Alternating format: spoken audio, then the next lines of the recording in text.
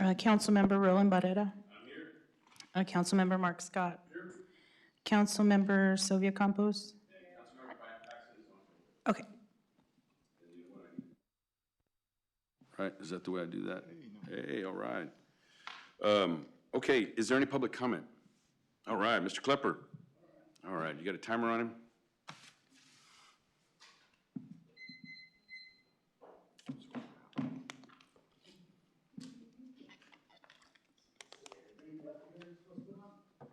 Yes, sir. Oh, it's on. All right, Steve Klepper, I live in the city. I'm here to speak on, well, briefly on 3 points. The first one is to compliment the audit committee and the council for developing over a torturous path, one that Mr. Scott would be aware of. In 2012, the city charter was changed to create the internal audit function. And over 12 years, we've had 4. Mr. Holland is the 4th. The first one lasted only a couple years. The second one was run off for undisclosed reasons, although I suspect she was doing stuff the city manager didn't like.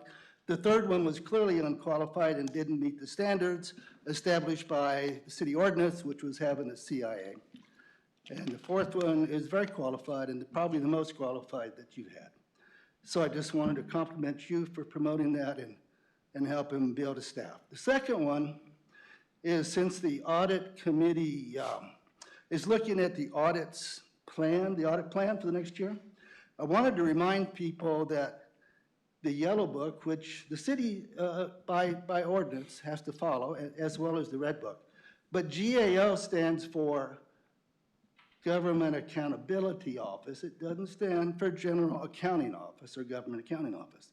And what that means is their focus is accountability, performance, or government functions meeting the purposes for which they're established. Yes, they do financial stuff too. The other point I want to emphasize is that they are a legislative audit function. They report to Congress just as they report to you, to council, and therefore think in terms of audits that you'd like them to look at that would benefit you and the public. The third one is that I want to remind the public, if this is being televised, which I assume it is, but I don't know, that the auditor office by charter is charged with looking at allegations of fraud, waste, and abuse, and they are a separate independent from the city manager. So there is someone that, if they say something, you can be assured that they've got evidence to support it. You might disagree with some opinions, but as far as conditions, statements of fact, you can certainly be relied upon to be the truth. And the public can contact them with any suspicions, allegations. And I thank you. Thank you, sir. Can you confirm if it is being televised? Yeah, are we being televised right now? Who can confirm that? I'm asking. Yeah, I was curious. I thought for sure that we would be downstairs. Well, they were here this morning working on it, but I'm asking right now. Okay. Okay, is there any other public comment? And I lost my agenda here. Let me see if I can do this again. Here we go. All right, and there being none, all right, let's move on to agenda item number 2, a motion to accept Emergency Management Disaster Recovery Plan follow-up report. Yes, sir. Thank you very much. And did you want to go through the motions to approve the minutes or any other activities? I think we. Oh yeah, my apologies. Yes. Yeah, I'm sorry. I'm trying to get myself organized here with my system. And yeah, okay. So I move to approve the minutes of the July 29 meeting. All right. Is there a second? Second. All those in favor, please signify by saying aye. Aye. Okay, let me try this again. Here we go. Here we go. Thank you. Thank you, George. Mr. Holland. Okay, so let's move on to Emergency Management Disaster Recovery Plan follow-up report. Yes, sir. Thank you very much. I'd like to also, we're in the season now of Thanksgiving coming up shortly. I want to express my appreciation to the city council members of the audit committee for attending. I know that they're not always thanked, and I wanted to thank them for that, as well as the team. They put together this presentation And I'd like to thank them for all their hard work. They come to work every day. They're motivated. They want to do what's right for the city, and I want to recognize that. And as far as this report goes, I'd also like to recognize the fire department. I think they did a tremendous job of assisting us during the audit and the follow-up review, which this was the follow-up review for the findings that we identified. And there are 3 of those, 2 of which have been implemented at the time of our follow-up review. It was performed by Samantha and Amir from our audit team. And 2 of them have been implemented, like I said, and 1 is still in progress. But when we checked recently, I just had a discussion with Fire Chief Wade, and he said that that's been implemented. So we're really excited about that and thankful that those were addressed. Amir, do you have any comments, or Samantha, that you'd like to add? Just that one in progress recommendation, if you look in your packet, it's attachment 1. Could you put that, can we put that up on yes, the I'm screen, so what we're discussing, so that way the public can see that? Absolutely. There you go, perfect.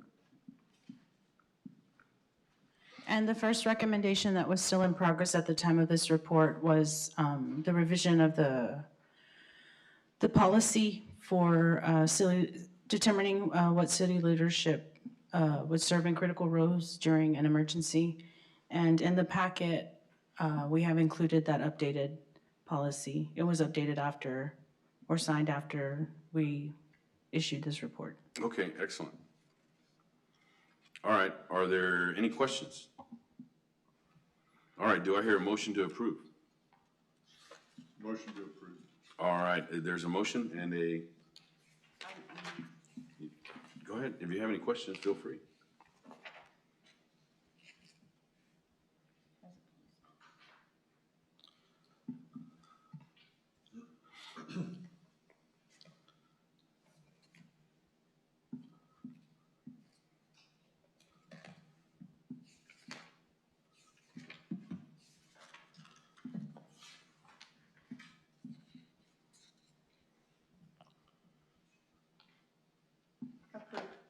All right, so there's a motion and a second. All those in favor, please signify by saying aye. Aye. All those opposed, motion carries. Okay, so let's move on here. The next item that we have is a motion to accept the Williams Lift Station follow-up report. Thank you, Chief. Thank you, Jason. Thank you. Appreciate you guys. This is a report that was following up on the initial Williams Lift Station audit report dated June 24th, 2024.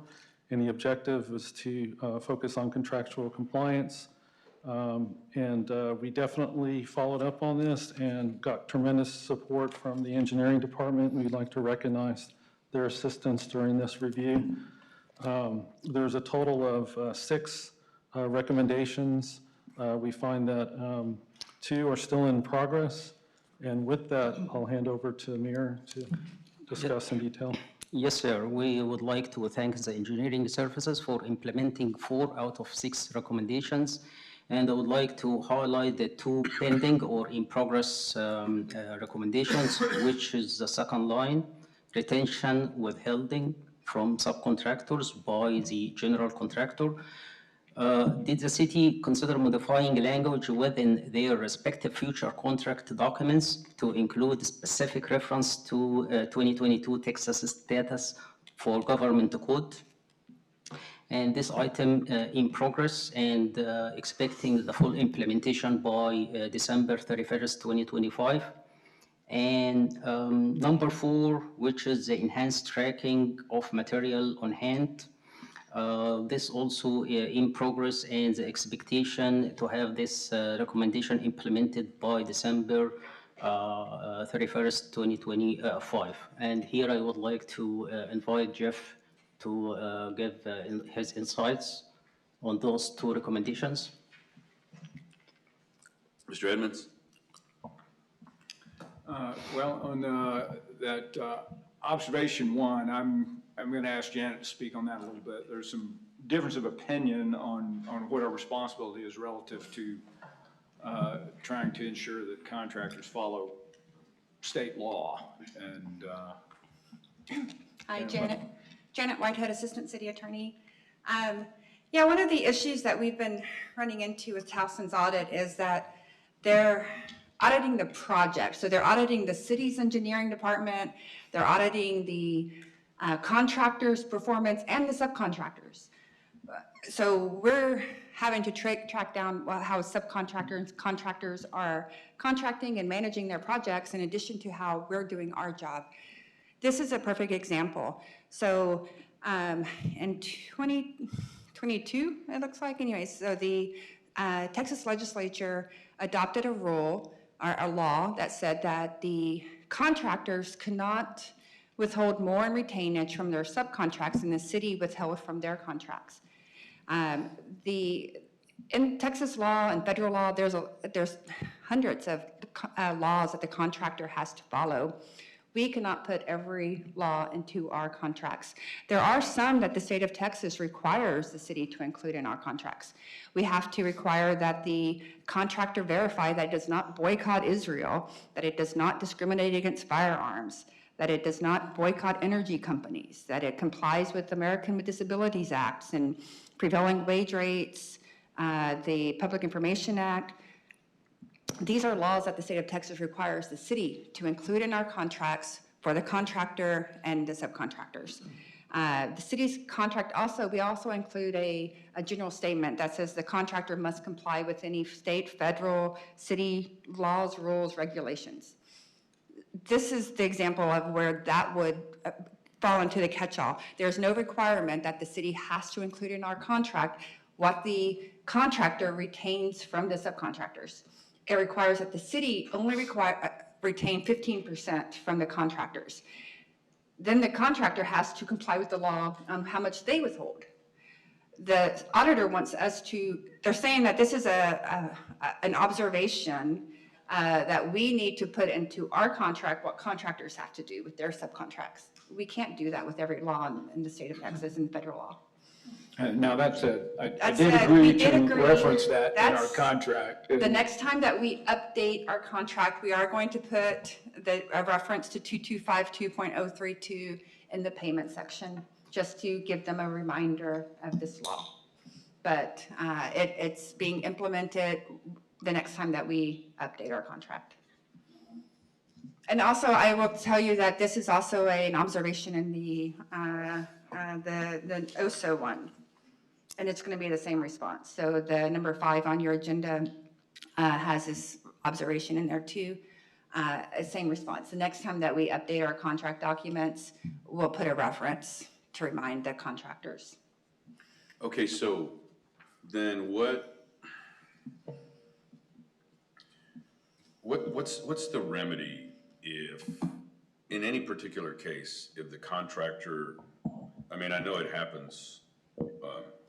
That's a great question. So under the law in 2252, I don't think there is a remedy if the contractor doesn't comply with the law. There's not an enforcement section. It's just you cannot do this, but there's no enforcement provision. There could be civil action between a subcontractor and a contractor to. Yeah, that's the thing. What's our liability or what's our responsibility other than to? Oh, no, there would be no action against us because we would be complying with the law, but only withholding 15%. If the contractor fails, the subcontractor can sue to recover the retainage that's held in excess of the 15%. But we would not be a party to that lawsuit. Care to respond? No. Identify yourself for the public. Yeah, absolutely. Ken Brzezowski, Director of Audit Services for Towson Solutions. It's a pleasure to be here this morning. Thank you for the opportunity. I appreciate Jeff's response. When this initial observation was identified as part of this audit, the management response was that the city would incorporate into their contracts this language from the Texas Code. From our perspective, that provides an assurance that the contractor is aware of the state statute regarding the retainage withholding being at 5%. We'll also note that within the construction contract, section 5.02, under progress payments, it does talk about the 5% retainage, which is a requirement of the general contractor. Our obligation under the auditing standards of which we follow are to identify any areas where there's a contractual area of non-compliance. Is there a high risk here? No, there is not. However, there is an area of non-compliance by the contractor because of the flow down provisions of your contract to the general contractor, of which he needs to treat his subcontractors. So it's our obligation as an independent auditor to be able to make the city aware that there is this condition where retainage is being held larger or greater than what the contract allows. And Janet is correct, in the audit that we're gonna talk about here shortly, we did identify it again, where 4 out of the 6 subcontractors had retainage being held in and above what the contractual allowance is. Okay. All right. Here, Jeff, one more thing. Go ahead. Go ahead. Oh, well, this is very interesting. Is that just an example of this new section 2252.032, Janet? Or is that something specific? I mean, that example that you made about, you know, the Israel and all this other stuff, is that just an example, or is that actually? Yeah, I think the Israel one is in actually Texas Government Code 2251. Every legislative session, the state puts in various laws that the contractors who do business in the state of Texas need to comply with. And they put that burden on the city or, you know, the governmental entities to enforce those provisions in our contracts. Otherwise, their contracts are void. This one, though, in the 2252 is the payment, it's the Prompt Payment Act is how it's also known as. And they put in 2022, they did a complete overhaul of this section to limit the city's ability to hold retainage. So before, it was 5% up to a maximum, and then there was like some 10% in there. Anyway, but now it's you cannot exceed 5%, and then they added the contractor requirement at the same time that the contractor could not withhold from subcontractors to protect small businesses more than the city was withholding. So you can't have a contractor withholding 10% and we're only withholding 5%. Of the same, so the payment, basically the contractor would be funding its project on the subcontractor's back, is how that would be, because they're holding more money than they should be holding. So, I mean, I agree, it's a good law, but the city that has no requirement from the state of Texas to put that law into our contracts or to manage how contractors and subcontractors. Remember, Texas is an at-will state. You have the right to contract. If a subcontractor is agreeing to 10%, that's on the subcontractor and the contractor. The subcontractor should also know their rights and remedies. They should be contacting lawyers to review these contracts. You know, I have one of the subcontracts here. It's for the next project, but you know, Towson was talking about the flow down provisions of city's contract requirements. There is no reference in this subcontract to our general conditions or our agreements. It only has the technical specifications that this electric subcontractor is responsible for performing. Well, that's what I was, I think. They have their own terms and Yeah, conditions. that's what I was actually getting down to. I mean, like, is there like a list of things that the subcontracts? It is, okay, he's nodding yes. So it's something that they're supposed to be aware of and know. If they had an attorney that would, I mean, I'm sure, and this subcontracts for $170 million. I mean, they have their own attorneys. They should be talking, I mean, so these are large subcontracts, most of them. Okay. Yeah, go ahead. Yeah, we're not looking to belabor the point. Yeah. We brought up that there was a conflict with the execution of retainage being held by the contractor. The original management response that we received for this audit was acceptable and adequate to us to be able to incorporate reference to this provision within your contract the next time you do the contract revisions. As we've continued to do audits, we have identified a trend where, again, there is excessive retainage being held. In most times, it is the smaller subcontractors where that retainage is being held in excess of the 5%. The larger ones are at 5%. So from an equality perspective, it's not being managed in an equal, equitable way. That being said, again, we don't want to belabor the point. The flow down provision is within your contract, which stipulates that all of your contract provisions flow down to the general contractor and to the subcontractors. That's where that language is. Yeah, I mean, I'm with you. I mean, of course, on a consultative standpoint for our purposes, I mean, you know, I've had a subcontract agreement, and I'm dealing with somebody in a black box outside of Chicago to try to get paid.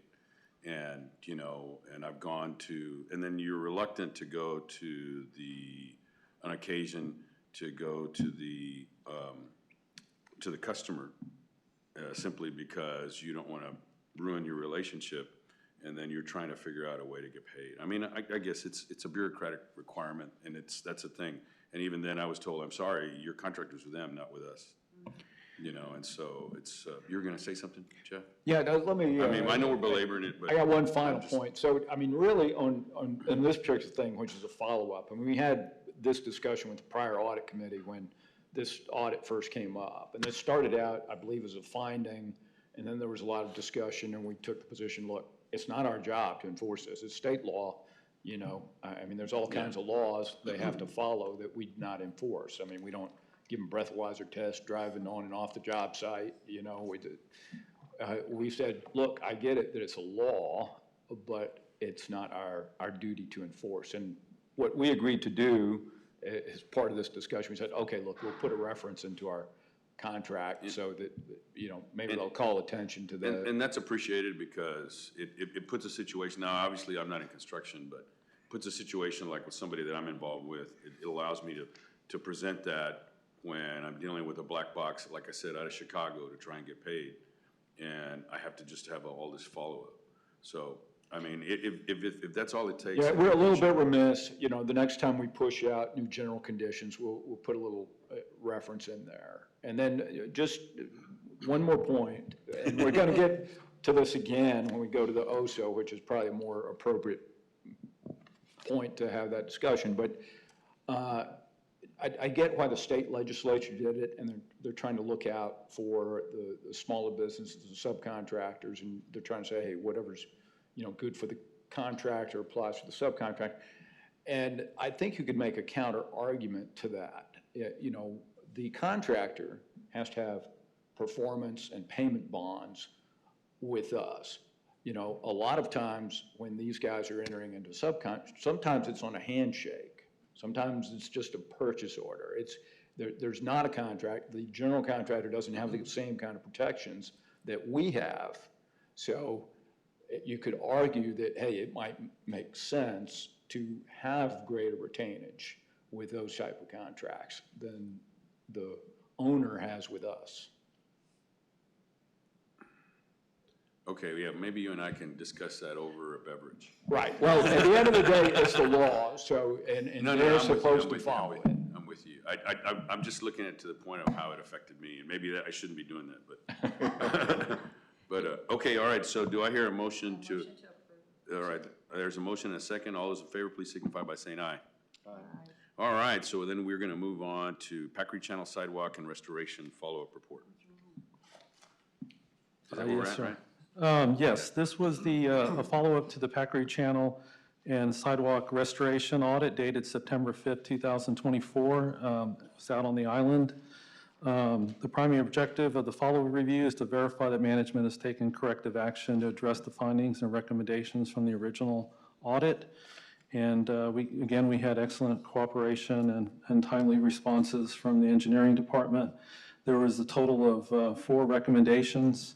We noted that 3 have been implemented and 1 is still outstanding.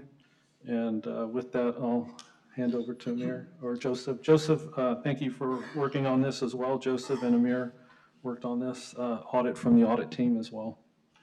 Hello, Joseph Lopez, auditor. Bring our attention to the issue B, materials on hand tracker policy. Did the city revise the material on hand tracker to reflect the project scope of work and verify that material payments have been applied correctly? And also, did they develop a policy and standing operating procedure specific to the materials on hand for implementation? The city auditor's office asserted that this was in progress. Currently, engineering services updating their policies and procedures related to the policy and is under review with the legal department to be completed by December. I will now pass the floor to engineering for further details. I don't have anything additional to offer on that. We're working on trying to standardize. It's a little bit difficult to standardize across a whole. I ask this all the time. Is there software for this? We're trying to implement this into eBuilder, and it's, okay. Go ahead, yeah, there you go. Okay. So at the time of the audit, we had a materials on hand spreadsheet that our staff was using. We had lost our supervisor, and they enter the payment for materials on hand from the right fund on the spreadsheet, but it got paid out of the right fund in N4. We have controls in the system that prevents us from paying above the budgeted amount.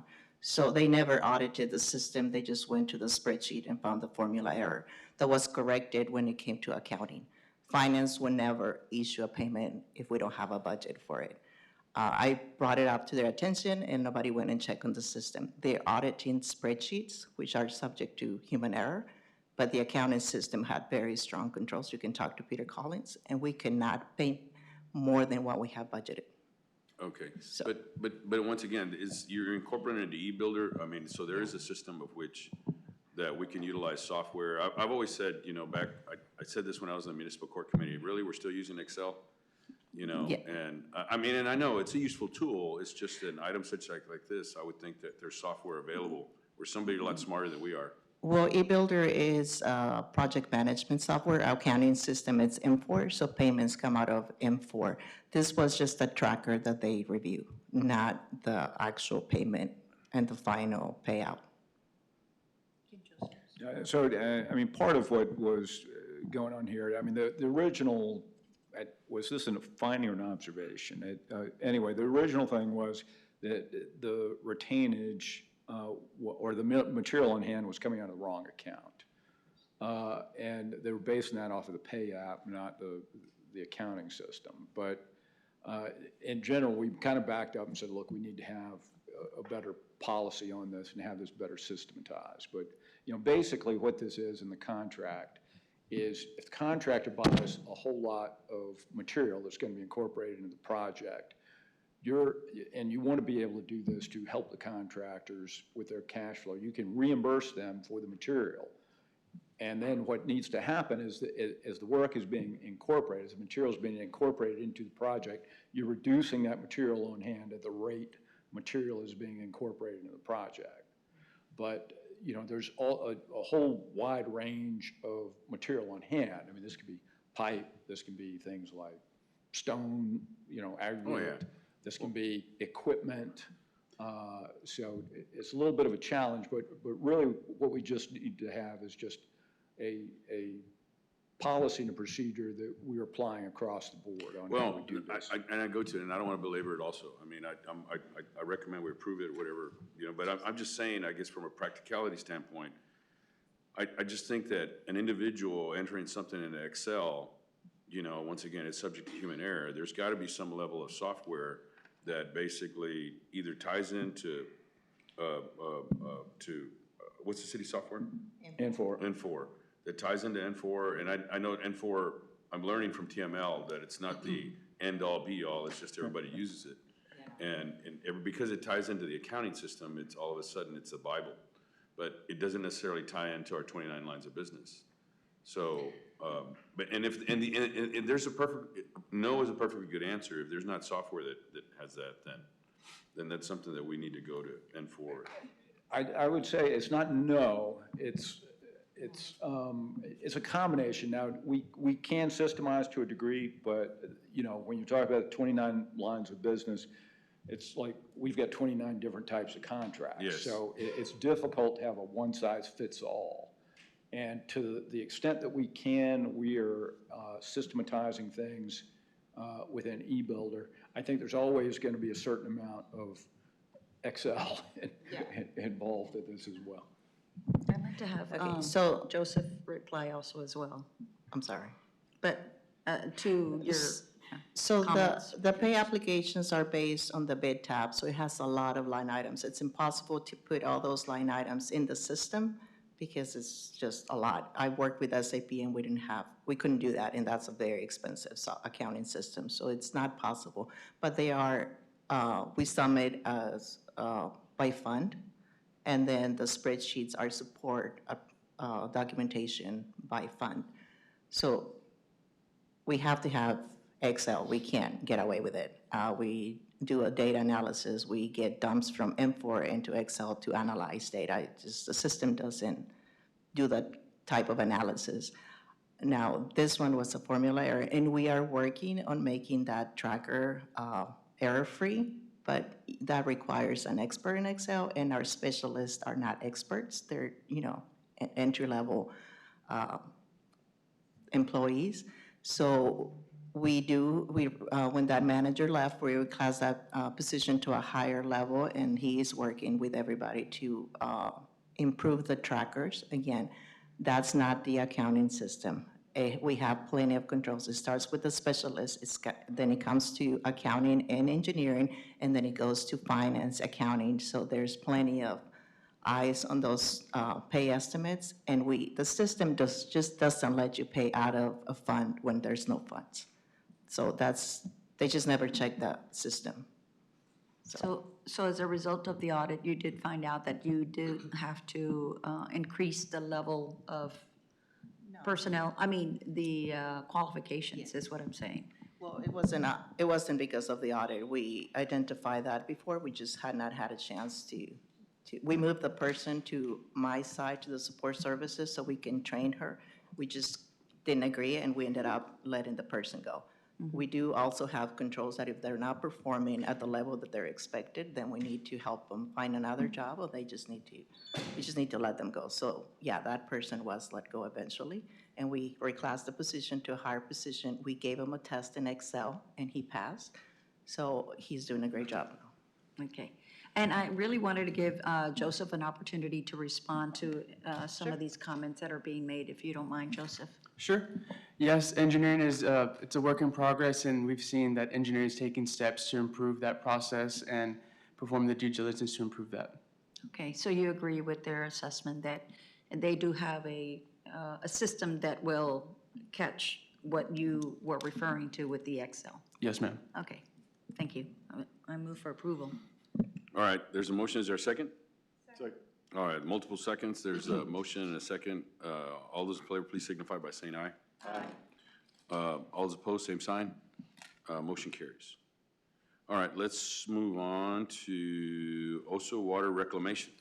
Yes, sir. This project was recently completed as as part of our annual audit plan. It was to look at the compliance with the closeout contractual requirements. It was a contract under lump sum agreement, and the value of the project was $109 million approximately. It also identified some additional areas for improvement, and we've have a presentation that Talson will be presenting, so I'll be handing over to Ken.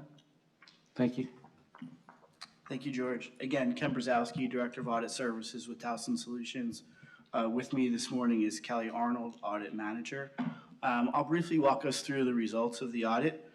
The audit focused on the Oso Water Reclamation Plant. The audit report was finalized and submitted to the city in August of 2025. The real brief project summary, it is the construction of a secondary treatment improvement, which is going to have multiple benefits to treatment of water and wastewater. Engineer of record was Ardera Group. Construction was performed by CSA Construction. As George mentioned, it was an initial award of a $109.9 million contract. The project delivery method was a design bid build, which means that the engineering work was done separately. There was a bid solicitation process performed by the city of Corpus Christi to receive responsive bidders. Although there were numerous interested parties, there was only one responsive bidder deemed for this project, and that was CSA Construction. Notice to proceed was issued on June 2024. Substantial completion is anticipated for June of 2028. At the time of the audit, CSA had invoiced roughly 13% of the project, and although no formal change orders were issued, there were pending change order requests that were part of the audit review. In terms of our scope, we verified compliance or assessed compliance with contract requirements by both CSA as well as the Ardera Group. We looked at project administration by both CSA, Ardera, and the city. We identified any risk to successful project completion and looked at potential recommended process enhancements to strengthen overall oversight and controls for the project. In terms of the work performed, we reviewed contract documentation, including general and supplemental conditions between the city and CSA in their contract. We also reviewed various other project documentation, including pay estimates, number 1 and number 8, requests for submittals, requests for information, submittals, various meeting minutes, and other project documentation. We did conduct a site visit and walked the project site with various project team members. We also included interviews within our audit activities of CSA, Ardera Group, and City Engineering Services. As mentioned, we reviewed 3 different change order requests that supported various activities that were incorporated into the contract documents, as well as previously mentioned, looking at professional service agreements with Ardera Group. I'm going to turn the audit results over to Kelly here in just 1 second, but I did want to make just a couple of overarching comments. Towson found that CSA is generally compliant with the terms of the contract.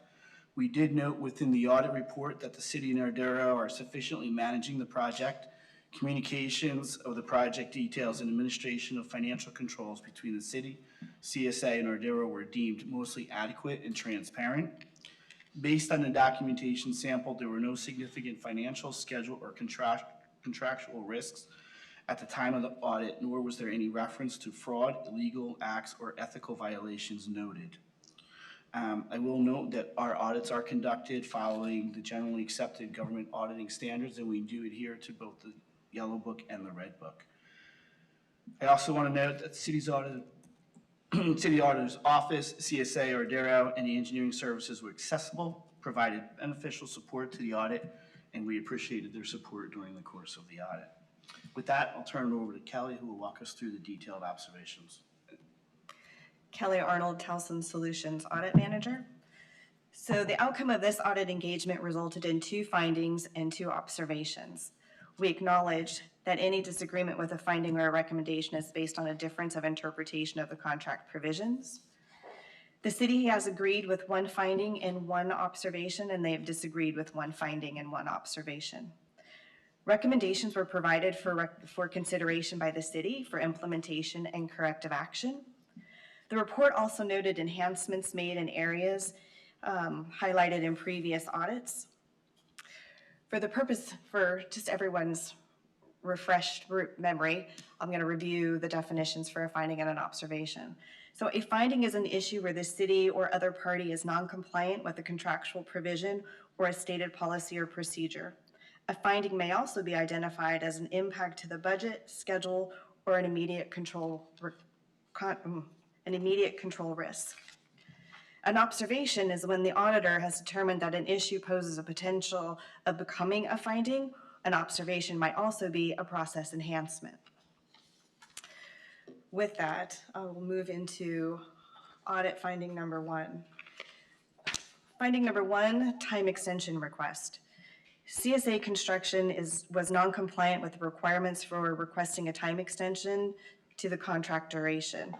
Change order request numbers 7R1, 8R1, 9, and 10, we're missing a time impact analysis as required by Article 13 of the contract. Although engineering services approved the time extensions for the 98 days, a formal change order to amend the substantial completion date from June 2028 to August 2028 had not yet been issued. This finding is consistent with a previous finding of audits that were conducted in the calendar year of 2024. Engineering services noted in earlier responses that revised schedules aren't submitted with the time extension requests and are included in the change orders issued to adjust the contract duration, and that staff would receive additional training around this specific topic of review of time extension requests. The recommendation, the city should issue a change order amending the contract duration at its earliest opportunity, and at the time of the audit, they were working on that. Management response is that they agreed with finding number 1. And the corrective action from management is that they're working with the contractor to incorporate all the proposed changes into change order number 1 and amend the contract duration. Kelly, if you don't mind, let me make one comment. So, so I did agree with this. The underlying problem, I would put a little bit differently than the way Towson put it. I mean, what we discovered on this is that there were a lot of $0 change orders that have been accumulating, and they were all within the allowance, and my folks were basically sitting on that. And that was my assessment of the problem. Now, they hadn't done the formal time impact analysis. It should include a change order that modifies the time, but part of the reason is they hadn't finalized the change order, but they were having these handshake agreements with contractors, accumulating this list of things, and they really need to be doing this. I mean, you don't want to do it every day, but you don't want to be sitting on things for months and months and months and letting them accumulate. So part of our corrective action on that is to make sure, hey, we're not doing that, 30 days, 60 days tops, then process a formal change order and hit kind of the reset button. Don't just let these things accumulate for months and months and months and months. Am I good? Yeah, that was one. Thank you. Finding number 2, excessive markups within CORs. CSA's subcontractor, Big State Electric, was calculating the overhead and profit markups for a combined total of 20%, which is 5% greater than the contractually allowed 15% markup on changes for self-performed work per Article 15. This was noted in COR numbers 7, 10, and 15. These CORs had a value of approximately $208,000, and the overcharges totaled $9,623. The recommendation to engineering services is that they should consider developing a COR review checklist to be completed and signed off by the city's project manager, indicating that the pricing has been reviewed, is fair and reasonable, and the contract allowed markups have been applied correctly. Management response was they disagreed. Proposed corrective action. The CORs noted were negotiated as lump sum. Article 15 does not apply to lump sum change orders. The loading is part of the discussion and negotiation of change orders. Article 15 is utilized when the city is unable to reach an agreement on a lump sum change order. In that case, the city is assuming more of the cost risk, and that would justify lower loading rate for the contractor.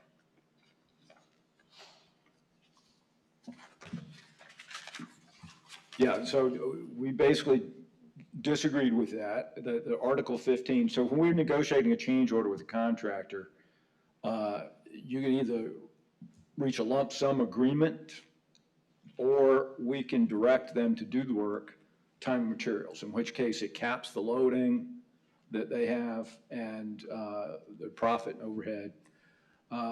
And if you reach agreement, which in this case we reached agreement, and in the backup there was subcontract work that had loadings that exceeded what was allowed in that Article 15, which was for T&M change orders. So I do think our folks need to be looking at that, making sure the loadings are not excessive.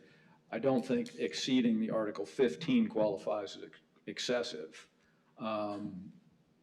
If the contractor is doing it on a lump sum basis, obviously they're assuming more risk.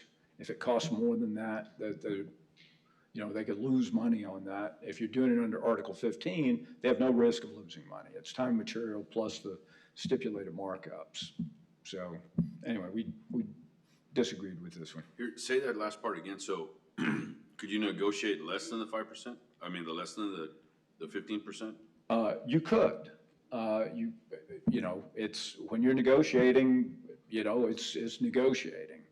But if our people accept an agreement that has greater loading, it's still an agreement. It doesn't violate the contract in any way. It becomes part of the contract. So just that, now, what I think our folks need to be aware of what the loadings are allowed in Article 15, and that should be part of the discussion. But the contractor might say, no, I'm not reducing that, and direct me to do it time and material if you think that loading's too high. But you might wind up being penny wise and pound foolish, because in time and material universe, they don't have the incentive to economize. You might wind up paying lower loading, but a higher cost.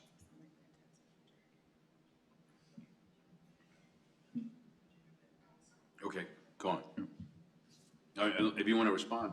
I mean, we've had healthy discussions back and forth, and we're not opining on the business decision by the city, specifically engineering services, whether they choose to go lump sum or time and material. Our position was that the supporting documentation that represented what that final change order request value was incorrect in terms of that it had an excessive markup. So if there was a negotiation that was occurring, our position was that the basis of that negotiation was somewhat flawed or incorrect because it had assumed a markup that exceeded the contractual value. So again, from an audit perspective, we wanted to bring that to the attention of engineering services, and then whatever the business decision is that they choose to make, that's their prerogative. In this particular case, it is roughly about $10,000. If the change order value has increased, or as the project matures and there's additional increases, and that overhead continues to be excessive, that number obviously only gets exponentially greater. We respectfully disagree. Can I ask? Mark, yes, sir. So are we over? Are we paying 10,000 more than we should have been?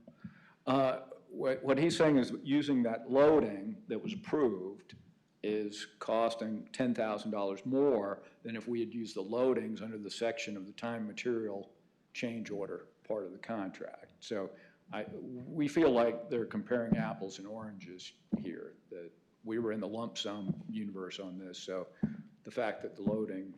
Well, so you figured it was going to cost $10. What's it going to end up costing? Pardon me? So you had an estimate on what the cost is associated with the project. Is it going to be 10,000 more? Is it going to not be 10,000 more? You're looking at me like I'm asking the wrong question, and I can easily embarrass myself, so that's okay. When you look at the buildup of the change order, the cost, whether you want to call it lump sum, time and material, unit cost, whatever you want to call it, if you said that you're paying $10,000 to do this work, it included an excessive markup of additional dollars. So our position is that, yes, the city had paid $10,000 more because the markup that contractually is set at 15%. Time and material work. So should we not have done time and material work? Should we have? No, this wasn't time and material, but Got this it. was the backup that they submitted for a lump sum change order. And we agreed, we accepted that lump sum proposal with those proposed markups, which exceeded the allowable markups in the section of our contract that deals with time and material change orders. So is the contract now higher than it was? Is it costing us more than we originally estimated? No, that's a math equation, and at the end of the day, I got $100,000 to spend, and I'm not gonna spend $110,000? No, this is still, it's still gonna be a $0 change order on this, but it's using allowance, but it is a change order. It was negotiated lump sum. The loadings that were in this on the subs exceeded what we allow for time material. I'm higher up the conversation, so the project is now, and that's fine, I'm not saying it's bad, but the project is now costing more than we originally estimated? At this point, still not. We are still within the allowance, so we Got have it. not increased the contract value. So it's, It's a $109 million project, by the way. I know, I was just doing simple math. But it is costing more, but it's still within the allowance, right? Okay. It's funny how we use words.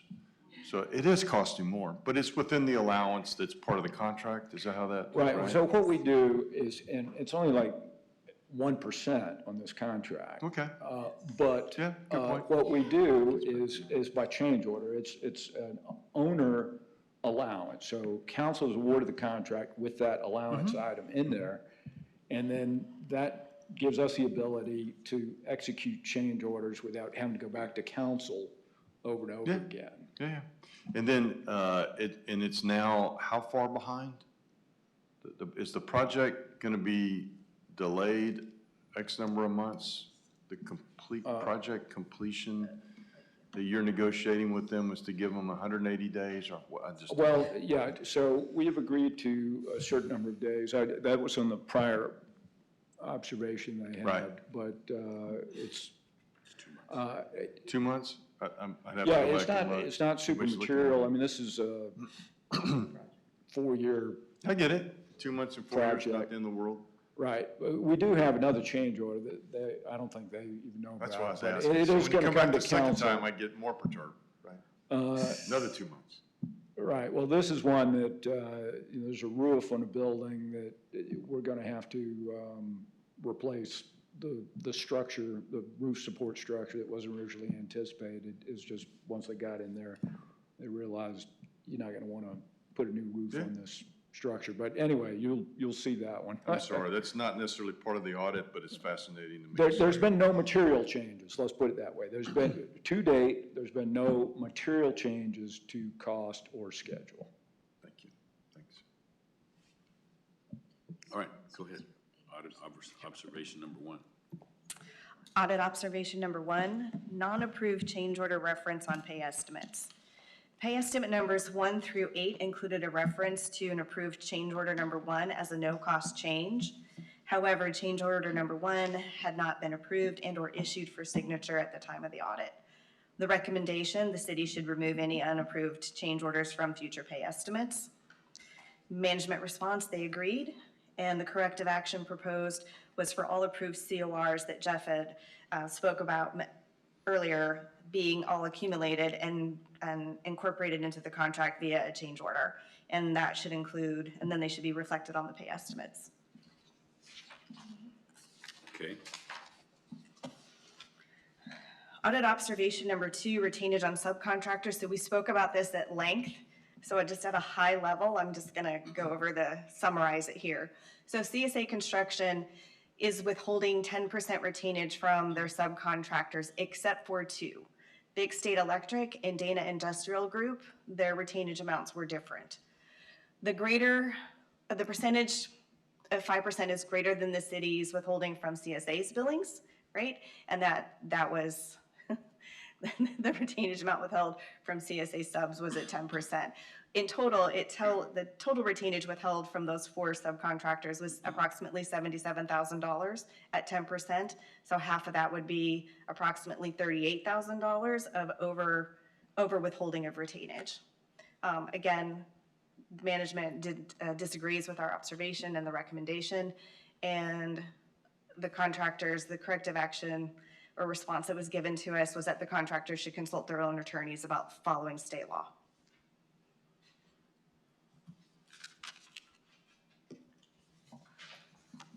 All right, no questions? All right, go ahead. So that takes us to the continuous process improvements. So in this audit, we observed that business process enhancement that had been put into place by engineering services. 1, the bid form schedule of values aligned with the submitted pay estimates. 2, the city and Ardura were actively engaged with the identification of project risks and regularly discussing the mitigation efforts of those risks through the use of a risk assessment and a risk register. Those meetings were held monthly and I think are continuing to be held monthly, and this is an improvement that we've seen based on the feedback that we received during the interviews, we believe will greatly impact and enhance the project in a positive fashion. Number 3, eBuilder is being used for this project for processing of requests for information, submittals, and document control archival. And the meeting minute content and the level of project details recorded is more complete representation of the project progress, which was a big improvement over previous meeting minutes that we had seen. And that is the end of our observations. All right, thank you, thank you. And then there's a memo that, where, I mean, I guess it's in here, where we've accepted the document where we've accepted the report. You've signed off on it, Jeff? Yeah, Yes, sir. okay, okay. Yes, sir. All right, any further questions? All right, do I hear a motion to approve? Motion to approve. There's a motion and a second. All those in favor, please signify by saying aye. All those opposed? Motion carries. All right, thank you. Okay, so let me get back over here. All right, so the next item on the agenda is motion to recommend the referral to the city council for review of the city auditor's performance evaluation. So with that, I want to go into executive session to discuss I guess I only have, does everybody else have their, I only have two, all right, so, okay, so, you have yours? Okay, so, all right, so what do I need to do? You need to help me with this, Adelita. Do I just read this here? Yeah, read out number 10 in its entirety. Okay, executive session pursuant to Texas Government Code 551071 and Texas Disciplinary Rules of Professional Conduct, Rule Point 1.05, to consult with attorneys concerning legal issues related to personnel matters and the city auditor and Texas government personnel matters, to deliberate the evaluation of a public officer or employee being the city auditor. All right, with that, we'll go into executive session, and I'm gonna go to the men's room. We're not doing it Well, in the not men's men's, room. but. Yeah, thank you.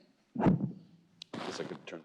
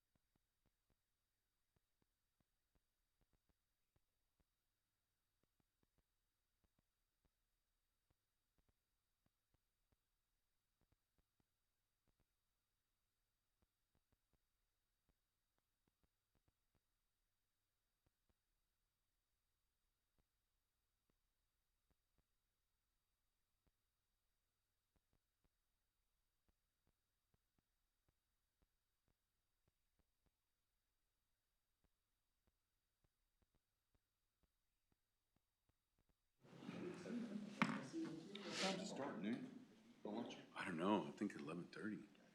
We're gonna have to move quickly. Where are we going? The building? The Portland Community Center. You know what, I can't open this quick enough. Okay, it is 11:21, and we've returned from executive session, and I don't have an agenda because my computer's not cooperating. So we are on,